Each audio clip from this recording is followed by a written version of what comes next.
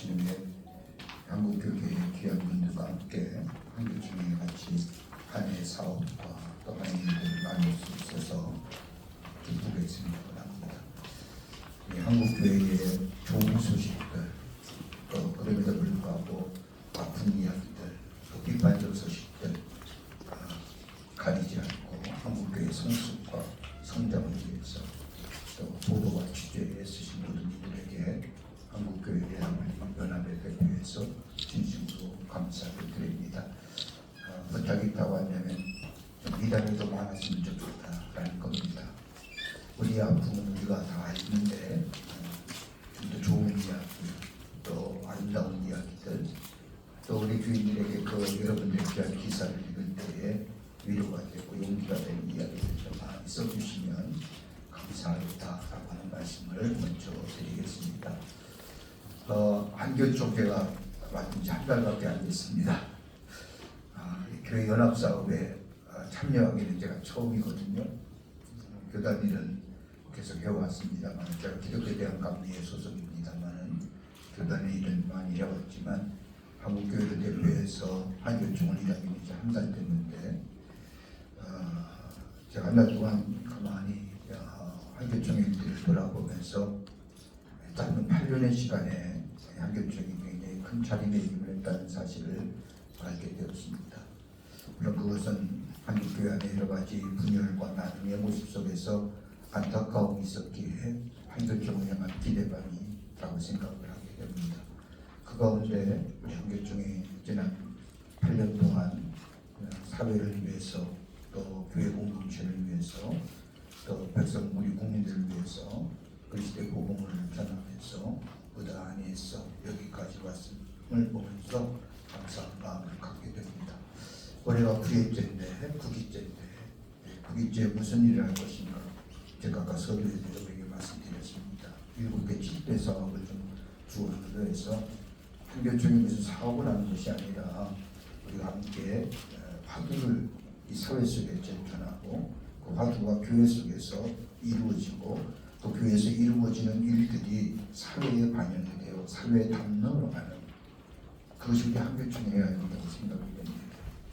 그러나 한교총이 연합을 해서 해야 할 일이 몇 가지가 있긴 있습니다만은, 여러분 제가 얘기했지만 7가지 사업 가운데 저출산 자살률이라든지 차별금지법이라든지 기독교 사학법의 재개정이라든지, 그 다음에 기후와 자연의 문제라든지, 더 나아가서 통일의 문제라든지, 그 다음에 낙태와 약물의 남용의 문제라든지, 그 다음에 통일의 문제라든지, 이건 바로도 관심을 갖고 있는 거지만 특별히 성서적인 것에 또 윤리적이고 도덕적인 면에 주안점을 둔 사회의 그나큰 좋은 문제라고 생각을 하고, 한국교회가 이 일에 화두를 던지고 또 담론을 모아서 이 세상을 좀 환하게 새로워지는 그런 계기가 됐으면 좋겠다는 의미로 7가지의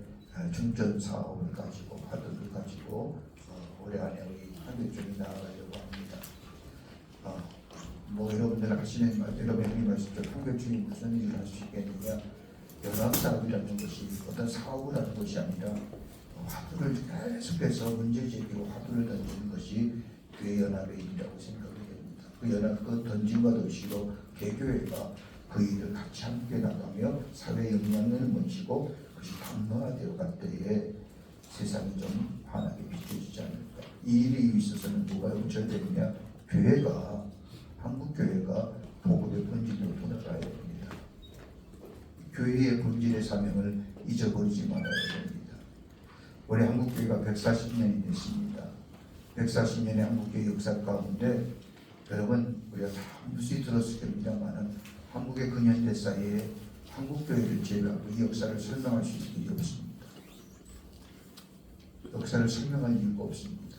물론 80년대에 들어서 기독교적인 어떤 역사관이 민족주의 역사관으로 바뀌어지는 전환점이 됐지만, 그러나 한국의 140년의 근현대 사회, 기독교 전례에 의해 한국의 근현대 사회에 한국교회 기독교를 제외하고는 역사가 설명할 거거든요. 그만큼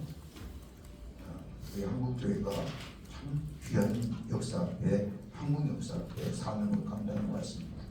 이제는 가장 중요한 복음의 본질에 복음에 대한 충실히 하고 그다음에 그로 인해서 우리가 사회적 화두를 던지고 우리가 윤리적으로나 또 도덕적으로나 이런 것에 대하여 우리 사람들에게 함께 나누고 교회가 그 일에 참여하고 이 땅을 좀 이 한국 사회가 좀 새로워지는 그런 일들이 한교총을 통해서 일어났으면 하는 바람입니다.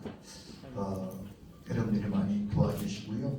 이 한교총이 하는 일에 많이 관심을 가져주시고 특별히 한교총이 할 수 있는 일이 있다고 한다면 4월달에 우리 부활절 코레일 같은 거는 저 불교의 연등행사처럼 한국의 기독교에 귀한 고유 행사로서 자리매김하려고 그런 계획도 갖고 있고 다문화 가족들과는 보다 더 모처럼 다문화 가족의 음악제라든지 등등해서 또 자연 생태계 보존을 위한 한교총의 또한 행사를 특별히 우리 한국 기독교의 유적을 개발해서 발견해서 유네스코 등재하는 일들이라든지 이런 일들을 좀 한교총 자체 내에서 행사를 통해서 교회락을 통해서 이런 일들을 좀 이루고자 합니다.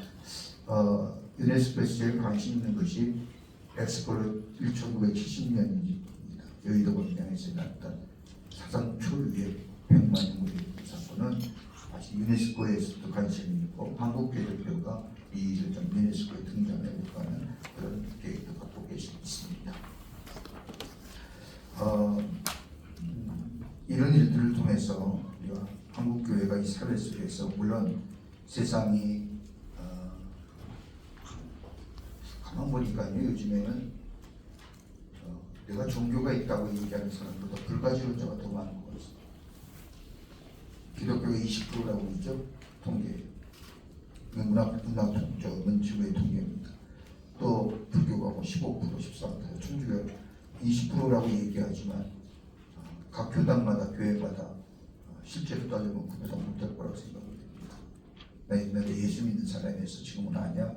옛날에 종교는 예수야 이런 얘기하는데 오히려 불가지론자가 더 많고요. 또 시대가 과학기술의 발달을 통하여 인공지능의 발달을 통하여 굳이 뭐 하나님이 필요하냐 인간의 과학이 이런 얘기도 하는 것 같고요. 이런 시대의 거센 도전이죠. 세속주의야. 근데 저는 하고 싶은 말이 하나 있습니다. 기독교의 비판과 얘기가 많으면 많을수록 세상 사람은 기독교에 기대치가 있는 겁니다. 아닐까요? 기대가 없으면 얘기를 안 합니다. 기대가 없으면 무관심이에요. 여러분 카톡에 문자를 보냈는데 카톡에 대답 없을 때 맹물할 때 얼마나 기분 나쁩니까? 관심이 없으면 얘기도 안 하는 겁니다. 그나마 기독교에 대한 관심이 있고 기대치가 있기에 이래라 저래라 이렇게 좋겠다 저렇게 좋겠다 얘기하는 거 아닐까요? 그 사람들의 교회에 대한 바람 교회 기대치 한국교회가 연합해서 부흥하도록 노력하는 한 해로 삼겠습니다. 모두 간에 여기까지입니다. 예. 고맙습니다. 감사합니다. 질문 있으세요? 질문입니다. 예, 말씀하시죠. 네, 저 CBS 이준희입니다. 네. 축하드리고요. 오늘 이제 정광훈 목사 지금 구속영장 심사 중이잖아요. 그러세요? 네, 1년 동안 이제 내란 진행됐고 이제 오늘 이제 정광훈 목사 구속이 되냐는 여기인데 한국교회 총연합이 한국교회를 대표하는 연합기관으로서 그런 1년 동안 한국교회가 전부 극단주의라는 오해도 많이 받아왔잖아요. 네. 이런 부분에 대한 한교총의 입장 네. 이라든지 대표회장님 개인적으로 어떤 생각을 갖고 계십니까? 교회가 정치에 대한 사회 참여에 대한 문제, 사회 참여라는 것이 무슨 다른 것이 아니라 특별히 좀 지적하시는 그 문제는 정치에 관한 문제이지 않습니까? 저는 제도권 안에서 이루어졌으면 좋겠다는 생각입니다. 제도권을 이탈하게 되면 우리가 다 국민들이 법에 평등한 존재고 법 안에 다 있어야 되는데 우리가 그런 것으로 인해서 우리 기독교의 이미지가 또 기독교가 가졌던 본질이 왜곡된 것 같아서 좀 안타까운 마음이 있습니다. 정광훈 목사님이 아시는 일에 대해서 어떤 부분에 대해서는 제가 동감하는 부분도 있고 어떤 부분에 그렇지 않은 부분도 있습니다. 아마 저 부분에 모든 분들이 그럴 겁니다. 그러나 제 바람은 제도권 안에서 함께 더불어 일들을 이루어나갔다고 한다면 그런 국민들의 관점에서 국민들이 보는 데는 시각에서 안타까운 좀 없지 않았을까 생각이 됩니다. 그렇다고 해서 아무 무감각하게 그냥 그런 얘기가 아니라 우리가 할 말 있으면 해야 되고 할 일 있으면 일해야 되고 저항할 일 있으면 저항해야 되고 하지만 그것이 제도권에서 이루어진다고 한다면 더 좋지 않을까 하는 생각입니다. 저는 그분들의 모습에 대해서 이렇고 이야기할 건 아니지만 원론적인 얘기입니다. 동감한 분도 있고 동감하지 못하는 분도 있습니다. 예. 한국교회 장로석분 구원사인데요. 조금 전에 한장총에서 기자들하고 회의할 때 부활절 연합예배의 장로들이 그 조직에서 모두 빠졌다는 얘기를 좀 유감을 표명을 했는데 네. 이번에 조직에서 이렇게 장로들을 이렇게 뺀 특별한 이유가 있는지 저는 운영에 대한 얘기를 좀 해주세요. 부활절 연합예배는 부활절 연합예배 조직위원회 따로 있습니다. 한교총이 함께 덕을 하지만 부활절 연합예배 조직위원회가 따로 있어서 그 조직위원회에서 다 주관을 하게 됩니다.